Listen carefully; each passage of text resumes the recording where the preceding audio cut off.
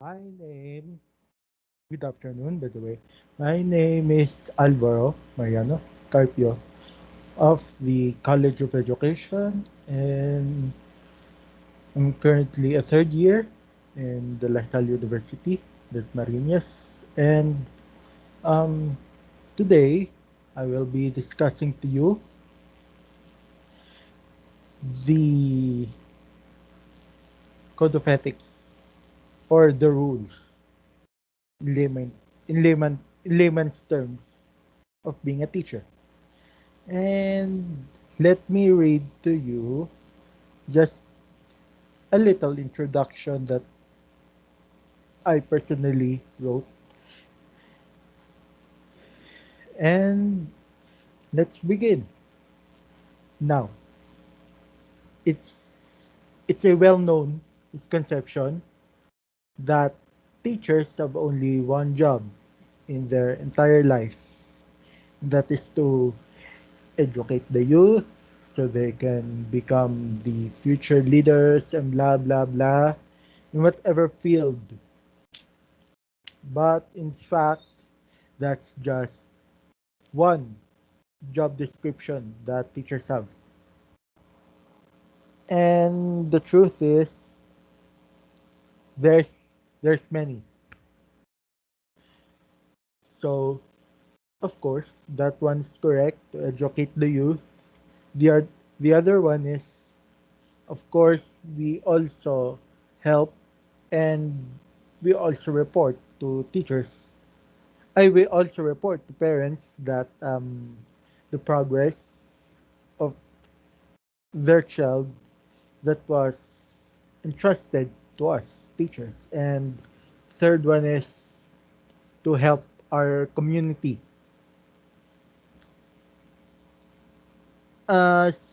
depending of course where we reside. So if we reside, for let's say for example in Quezon City, you only need to help Quezon City. That's how it works. And now, nowadays, especially in this generation, we as teachers cannot just barge in and help whenever we feel like helping. That's not how it works anymore. Um, uh, we, just like other professionals, we are bounded by some rules and regulations, which is called the Code of Ethics of Teachers. And by the way, if you want the full name of the Code of Ethics, it's also known as the Resolution number 435 series of 1997 of the Board of Professional Teachers. Excuse me. And basically, what this is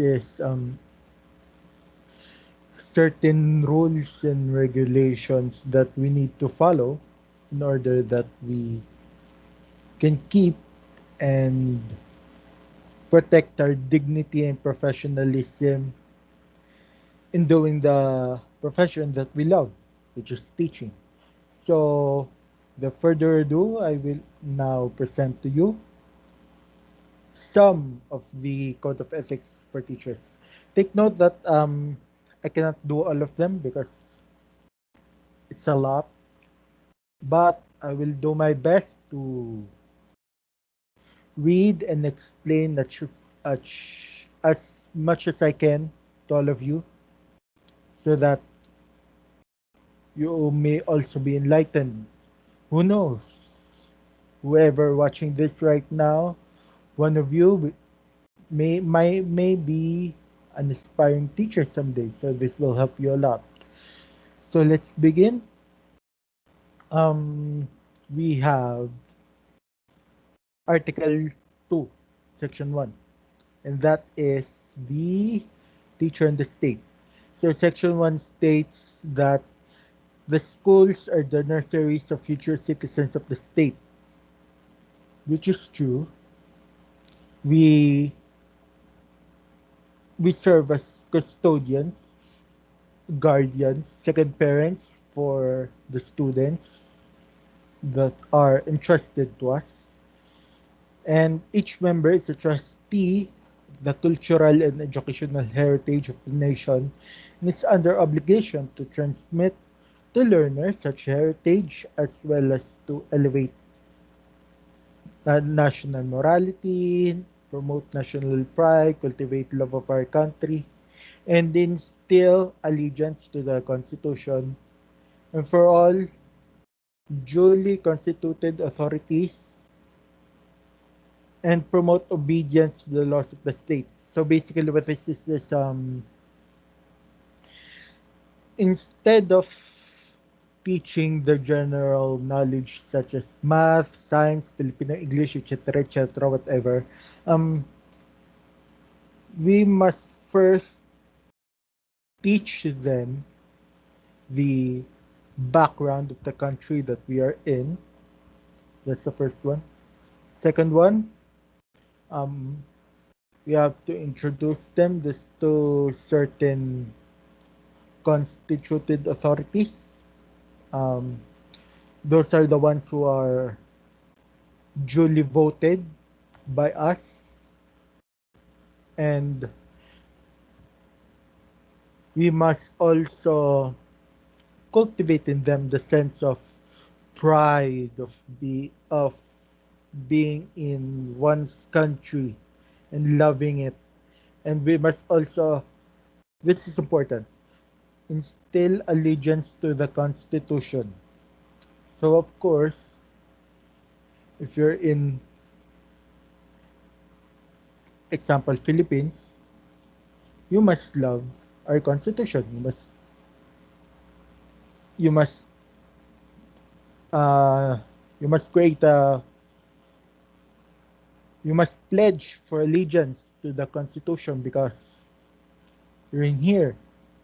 Um, it's just normal that you follow the Constitution of your country. And Section 2, every teacher or school official shall actively help carry out the declared policies of the state and shall take an oath to that effect. So basically, what this means, ladies and gentlemen, is we don't just teach, we also enforce. Because, as you know, the Philippines is a big country, and of course, our government, being on a national scale, cannot monitor us one by one. And therefore, as teachers, we help the government in implementing and maintaining the longevity of the policy and to make sure it's well followed by the people. Section 3. Section 3, basically what this states is every teacher must be physically, mentally, and morally fit because let's face it, who would want a lunatic teaching their children? So those are the top three requirements for you to become a teacher. And of course, Section 4, every teacher shall possess and actualize a full commitment and devotion to duty. And that is, when you choose education, you must love it, no matter how long it takes. Devote your whole life to it. It's for the good of the country, anyways. And of course, this one is important. Section 5.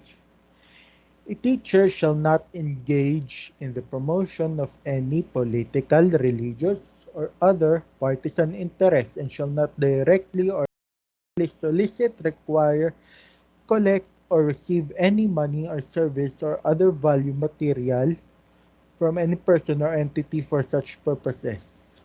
Um, we have a saying that if your student gives you something of value, for example, a gift, um, you can take it as a teacher, you can take it, you can receive it. So as long as it has no strings attached. And what does that mean?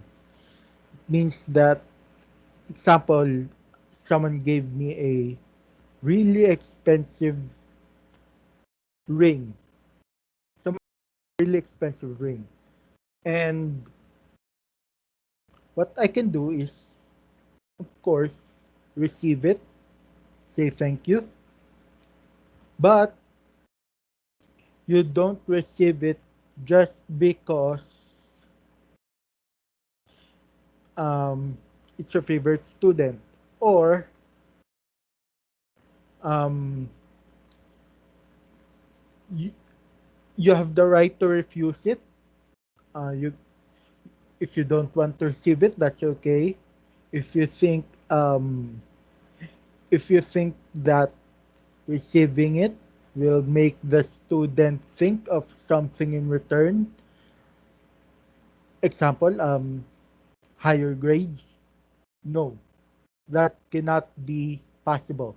So if that's what you're thinking, if that's what you're afraid of, no, you can refuse to take it. But you can take gifts from your students in a in a if they want to express their gratitude towards you, so be it, that's good. But other than that, no, especially if you know that they want higher grades, no, that cannot be possible. And section 6, every teacher shall vote and shall exercise all other constitutional rights and responsibility. Yes, that's important as well because you are the role model of your students. They will always look up to you, whether you like it or not. And if they see you vote, and if they see you doing what you need to do in order to keep um, our community safe and well informed, then they will imitate you just for doing good and what's right. It's not just you are going to, let's say, for example, you're going to vote just because it's required. No, just think that um, if for some reason a student will see you vote, um, you can serve as an inspiration to them that when time comes, they will also vote or do the things that is right for the community and the country in general. And of course, also a very important one, Section 7. A teacher shall not use his position or facial authority or influence to coerce any other person to follow any political or course of action. Um, Basically, what this is it doesn't necessarily mean that, let's say, for example, if you're a leader, a religious leader, political leader, or a teacher, in fact, you cannot press your views in them. So let's say, for example, I'm a teacher and I am an atheist, um, sure you can express your views and opinions to your students, but the thing is you cannot press it to them. So that means if I say, for example, if I'm talking to my student and I'm urging him to be an atheist, again, that's not allowed. I mean, you can tell them that you're an atheist, but you cannot urge all of them to be an atheist just because, in your point of view, you're right. Just because, in your point of view, that you're right doesn't mean you're right in everybody's point of view. So each person is different. Each person has their own point of views, and you must respect that. You cannot say that um, I'm right. You must also do this because it's right. No, you cannot. You must respect their views in order for all of you to have a harmonious relationship inside and outside the classroom. And of course, last part of Article 2 is Section 8, which is every teacher shall enjoy academic freedom and have the privilege of expounding the product of his researches and investigations, provided that the results are inimical to the declared policies of the state. They shall be brought to the proper authorities for appropriate remedial action. So that means you, as a teacher, you have the right to access all the educational resources that your country has to offer. But of course, it is provided that you don't copyright, you don't infringe, you don't plagiarize, you don't take from others, you don't take credit for what you didn't do. So, and if it so happens that you do one or all of these, you can be subjected to uh, remedial action for plagiarizing, taking credit for what you didn't do, and all of this. And we have a certain rule for that. That is the Copyright Infringement Act, and that ends the our discussion for Article 2. And now let's go to Article 3, Teacher in the Community. Section 1. A teacher is a facilitator of learning and development of the youth. He shall or she shall therefore render the best service by providing an environment conducive to such learning and growth. So we are responsible for the outcome of our students, whether if it's good or bad. If the outcome of the student is good, good for you. If the outcome is bad, you must take a remedy for that. So basically, if you are entrusted with, let's say, for example, 30 students, you are responsible for those 30 students and their well-being and their outcome, and how will they learn, how will they grow, how will they bloom. All of that is your responsibility.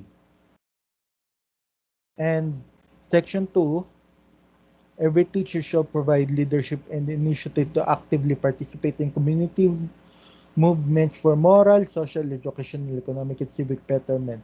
So, yes, um, you have the right, and also you must provide leadership for your students and for the others around you in initiating in your civic duties around the community for the betterment of the state, the country, the nation. Section 3. Every teacher shall merit reasonable social recognition for which purpose he or she shall behave with honor and dignity at all times and refrain for such activities such as gambling, smoking, drunkenness, and other excuses, much less illicit relations. Um, yes, just because you're a teacher, you cannot do everything, such as you know, going to the bar, drinking, especially with your uniform. It's not good. Will leave a bad image to others around you. You cannot drink, you cannot gamble, you cannot smoke. Um, you can drink, but only so little. And of course, keep in mind, you cannot drink in your uniform. You can drink in your own house, in your own time, just as long as the time is not affiliated with your official duties in the school. And make sure no students or minors can see you. Be- and that's because if they see you, you're in a lot of trouble. And this is the most important one. You cannot, I repeat, you cannot engage in any relationship with your students. Romantic, sexual, not allowed. Why? Because you are entrusted in for the well-being of that student, and if you mess up, the life of that student will fall down. And who's to blame? You, because you are entrusted of that teenager or the student, and once you're screwed up, you cannot take it back. You cannot make everything right again. um, just like the saying, the damage has been done. You cannot do anything about it but to move on and probably face the consequence. So just before doing anything, remember to think, is it right? Is it wrong? Shall I continue with it? Or shall I postpone it? It's better to think about it before you go with it. And of course, Section 4 of Article 3, every teacher shall live for and with the community shall therefore study and understand local customs and traditions in order to have sympathetic attitude, therefore refrain from disparaging the community. Um, what this means that if you teach in a local community or in a local city, it's better that you live in that city because you are required to learn the customs, learn the traditions, learn the culture and how they live. So in that way, you cannot embarrass yourself. You know what to do. You know what not to do. And of course, you know the people around you so that you can have a smooth running relationship with them. And also, if your students will ask you about your certain community, you know it because you study it. And of course, Section 5, every teacher shall help the school keep the people in the community informed about the school's work and accomplishments as well as its needs and problems. Um, a working society is not complete without the school.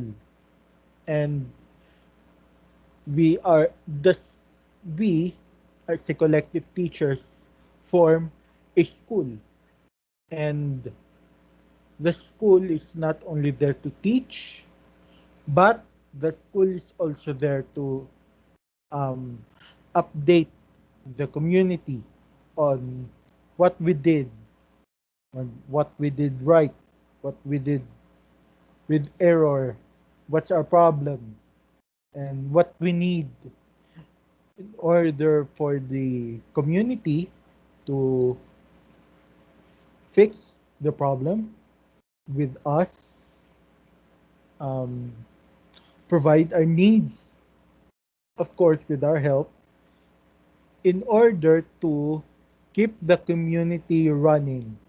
Because just because we're a school doesn't mean we're always correct. Remember, we are teachers, we are also humans, we commit errors, and we admit that, but we also need the cooperation of the community that we are in. And Section 6, every teacher is the intellectual leader in the community, especially in the barangay, shall welcome the opportunity to provide such leadership when needed, to extend counseling services as appropriate, and to actively be involved in matters affecting the welfare of the people. So, we are teachers.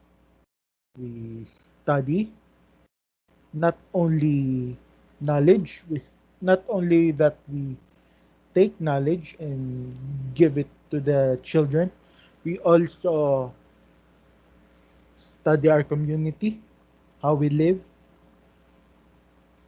um, and basically what this is saying to us is if our community us, we render our service, um, whether it be counseling, whether it be community service, whether it be serving out of school youth or children in conflict with the law.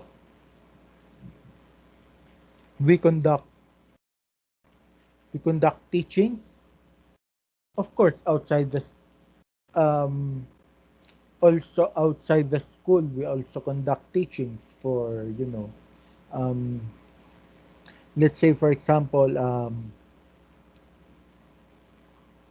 parents who are not college graduates but also would like to learn again. We also do those.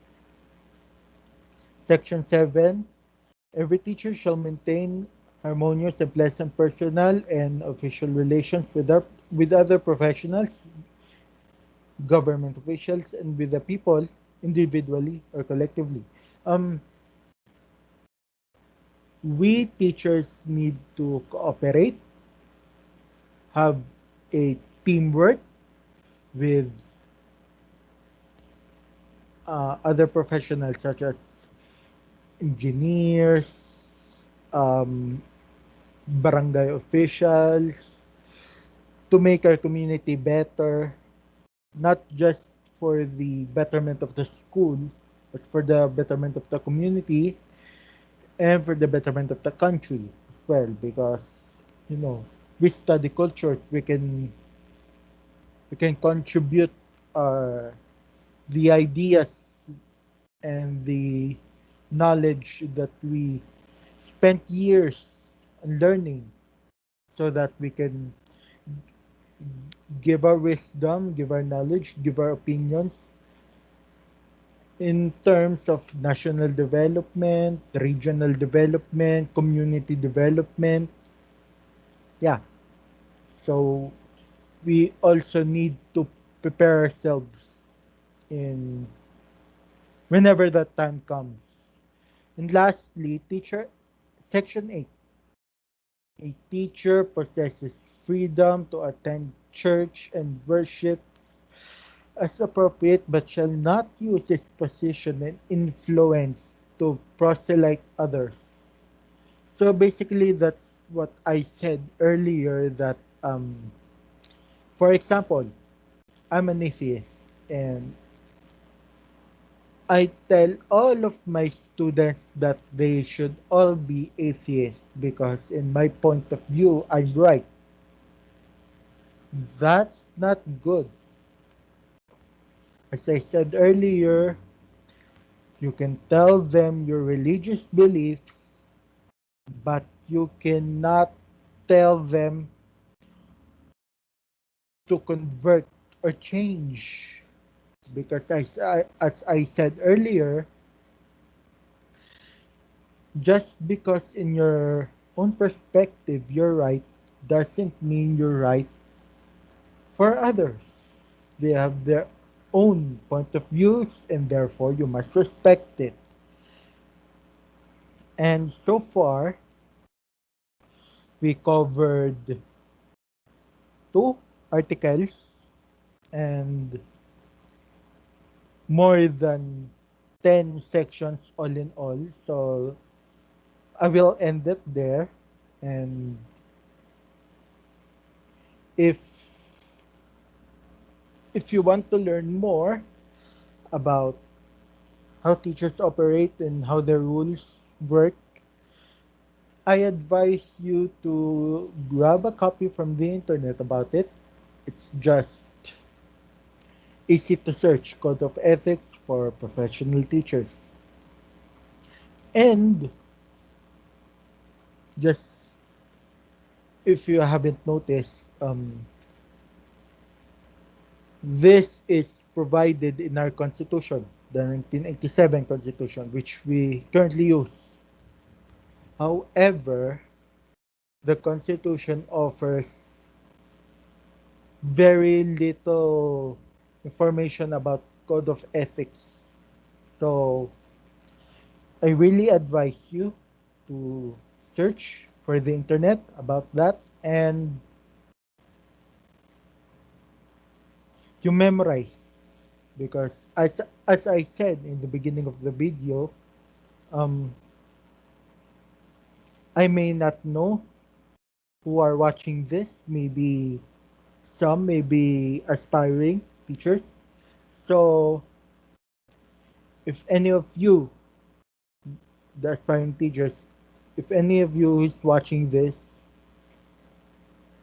go to you really must search for the internet for that. Okay, it will help you. Of course, this video will also help you only a little because I only covered two articles. So I cannot cover all, unfortunately, because so many. Um, so that ends it. So yeah, I must say goodbye for now. For now, I must say goodbye. See you on the other side.